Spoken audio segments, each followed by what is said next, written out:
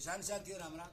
आशा और उम्मीद करता हूँ कि आप सब ठीक ठाक हो। साथियों, आज मैं आपको नरमा के बीज को उपचारित करने का तरीका बता रहा हूँ। तो इसके लिए हमें क्या क्या सामान लेना है, पहले तो ये सुनो। उसके बाद में ये मैं आपको बताऊंगा कि जो दवाई मैं मिला रहा हूँ दवाई क्या काम करेगी। साथियों, सबसे पहले हमें लेना है नरमा का बीज। मैंने 1 एकड़ में बुआई करने के लिए 2 पैकेट लिए। ये 2 पैकेट हमने यहाँ रख दिए। उसके बाद हमें एक खाली डिब्बा लेना है, 1 डब्बे में पानी लेना है, 1 सिरिंज लेनी है, 1 योदा नामक दवाई लेनी है। साथियों, एल्गोन योदा। सबसे पहले तो मैं आपको बता दूं कि ये दवाई काम क्या करेगी। साथियों, इस दवाई के इस्तेमाल से बीज की अंकुरण क्षमता बढ़ेगी, नंबर 1। नंबर 2, जितने भी जमीन के अंदर निमाटोड है या फिर हानिकारक जो फंगस है जो नरमा के उखेड़ा रोग को फैलाती है उसको कंट्रोल करने का काम करेगी। इसलिए नरमा के बीज को उपचारित करना बहुत जरूरी है। साथियों, ये एल्गोन योदा अब हम प्रयोग कैसे कर सकते हैं इसके बारे में मैं आपको प्रॉपर वीडियो बना करके बताने जा रहा हूँ। आप ध्यानपूर्वक इस वीडियो को देखें। जिस तरह मैं उपचारित बीज कर रहा हूँ उसी तरह अपना बीज उपचारित कर लें, एकदम सही का सही बीज उपचारित होगा। साथियों, एक बात और बता दी, किसान एक बार बीज उपचारित करने के बाद में ये बोलेगा कभी मेरा तो बीज उपचारित किया हुआ है। साथियों, ऐसा नहीं है। जिस समय नरमा फल फूल उठाता है उस समय फिर इस दवाई का इस्तेमाल किसान को नरमा के अंदर करना पड़ेगा। मैंने 2 वीडियो पहले भी अपलोड कर रखे, तीसरा वीडियो फिर बनाने जा रहा हूँ और इसका इस्तेमाल करने का तरीका भी उस वीडियो में दोबारा फिर बता रहा हूँ कि इस दवाई का इस्तेमाल चाहे आप यूरिया में मिलाएं, चाहे आप रेत में मिलाएं, चाहे वर्मी कंपोस्ट में मिलाएं, जिस किसी चीज़ में मिला करके खेत के अंदर छिंटा लगा करके उसके बाद में ऊपर से पानी लगाना है। यदि आप ऊपर से पानी लगाएंगे तो ये दवाई जड़ तक जाएगी, काम करेगी। इसलिए सबसे पहले तो हम जो बिजाई करते हैं उस बिजाई करते समय इस दवाई का इस्तेमाल कैसे करें और बीज ट्रीटमेंट किस तरह से करें ये देखने की कोशिश करें। इसके साथ में ये भी बता देना चाहता हूँ कि मैं इसी तरह की जानकारी किसानों तक पहुँचा रहा हूँ, क्योंकि किसान को पता नहीं होता और न बिना पता होने के कारण किसान नुकसान उठा लेता है। तब सारा का सारा सिस्टम यदि आपको ठीक ठाक समझने को मिले और किसान द्वारा प्रयोग की हुई जानकारी और दवाइयों का इस्तेमाल करने का आपको ठीक से पता चले तो आप इस चैनल को सब्सक्राइब करके सामने वाली घंटी का बटन दबा दीजिए, ताकि आगे आने वाले समय में मूंग हो, चाहे मोठ हो, चाहे गुआर हो, चाहे नरमा हो, चाहे कपास हो, चाहे बाजरा हो, संपूर्ण फसल की जानकारी किसानों को इसी तरह दी जाएगी ताकि आप उस जानकारी का लाभ उठा सकें। अब देखिए इस दवाई का इस्तेमाल हम बीज में कैसे प्रयोग करते हैं। साथियों, ये हमारे पास कैंची है, हमने इस पैकेट को काट लिया है, इस बीज को इसमें डाल दिया है। नंबर 1 पैकेट हो गया। अब ये दूसरे पैकेट को डाल काटना है। ये 2 पैकेट हो गए। साथियों, दोनों पैकेट हमने एक बर्तन के अंदर दोनों पैकेट खोल लिए। खोलने के बाद आपको करना क्या है, इस बोतल को खोलना है और इस बोतल में से आपको केवल और केवल 15 ml ये लीजिए 15 ml दवाई लेनी है। ये 12 हुई है, 15 ml दवाई लेनी है। दवाई 15 ml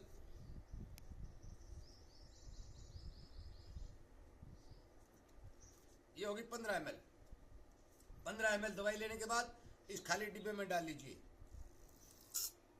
दूसरी बार फिर आपको वही करना है, क्योंकि हमने 2 पैकेट लिए। एक पैकेट में 15 ml दवाई की डोज होती है, दूसरे 2 पैकेट में हम 30 ml दवाई लेते हैं।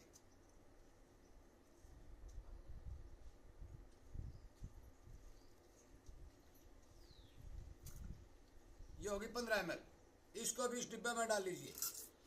30 ml दवाई इस डिब्बे में भरने के बाद आप इसके अंदर 30 ml पानी डाल लीजिए।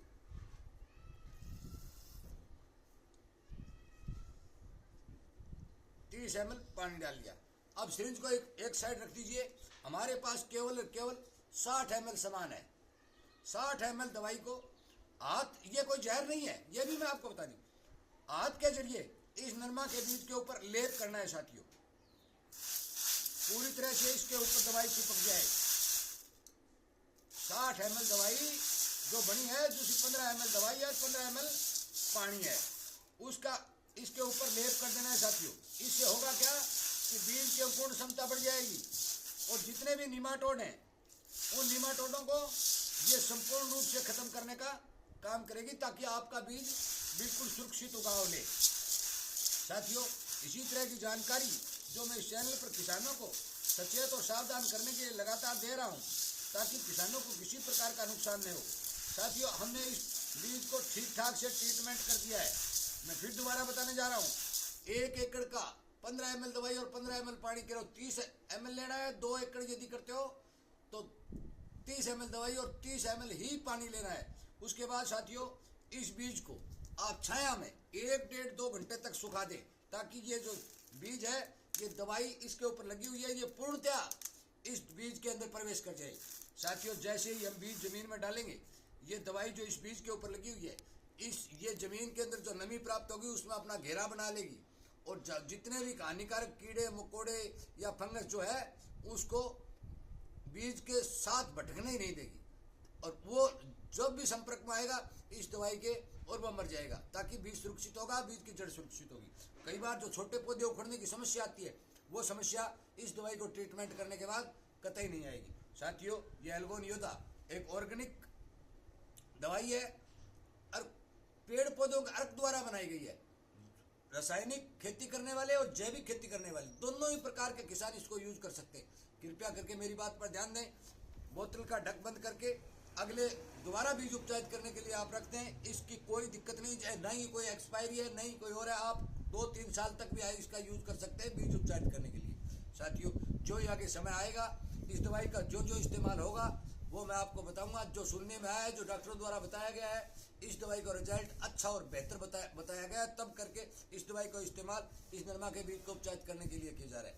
ये बीज जब पूर्ण रूप से सूख जाएगा, आप मशीन द्वारा अपने खेत के अंदर आराम से बिजाई कर सकते हैं। साथियों, कुछ किसान भाई जो बिजाई कर रहे हैं, मैं भी मेरे खेत में आज बिजाई करूंगा, और बिजाई करते समय जिस मशीन का यूज करूंगा, जिस मशीन से वो बिजाई की जा रही है, उस मशीन का भी वीडियो प्रॉपर आपके सामने बना करके अपलोड कर दिया जाएगा। साथियों, इसी तरह की जानकारी आपको मिलती रहे और आप इन बातों का फायदा उठाते रहें, तो कृपया करके चैनल के साथ जुड़े, सब्सक्राइब करें और ज़्यादा से ज़्यादा किसानों तक शेयर जरूर करें, ताकि उन्हें भी इस बात का पता चले कि वास्तविकता में दवाई का असर भी है और दवाई लगानी भी चाहिए। साथियों, दवाई बिना लगाए बहुत से किसानों ने पिछले साल जो खेती की, मूंग की हो, चाहे मोठ की हो, चाहे ग्वार की हो, चाहे नरमा की हो, ये जो जमीन के अंदर फंगस फैल चुकी है, इसको मारना बहुत जरूरी है। बिना दवाई के फंगस नहीं मरती। इसलिए कृपया करके मेरे इस वीडियो को ज़्यादा से ज़्यादा शेयर करें, अपने सभी किसान भाइयों को बताएं और उन तक ये वीडियो जरूर पहुंचाएं। वीडियो सुनने के लिए, लाइक और शेयर करने के लिए आपका बहुत बहुत धन्यवाद।